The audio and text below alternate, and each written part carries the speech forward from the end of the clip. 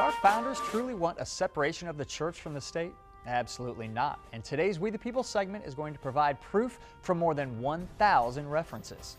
The University of Houston did a study of 15,000 writings from the era of our founders to see what sources were used most often in developing our founding documents. They researched this for 10 years, so it wasn't some quick internet search. This was an extensive study. From the 15,000 writings, they isolated 3,154 direct quotes to see who was quoted most often by our founders. You can read all of this for yourself in the book, The Origins of American Constitutionalism. Over 3,000 direct quotes were isolated, and here are the four most cited sources. 2.9% of the quotes were from John Locke, 7.9% from Sir William Blackstone, 8.3% from Baron Charles de Montesquieu, and the most quoted source at an overwhelming 34% was the Bible.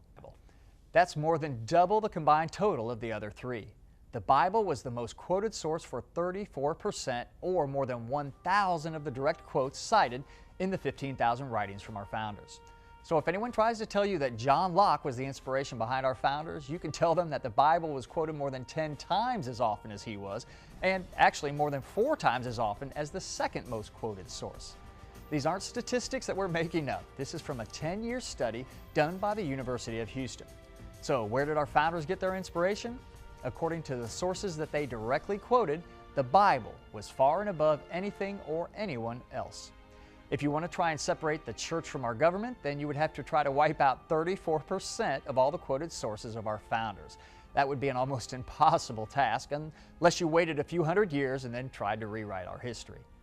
Let's get the most quoted sources of our founders back into government and our schools, the Bible. Now that's something to think about.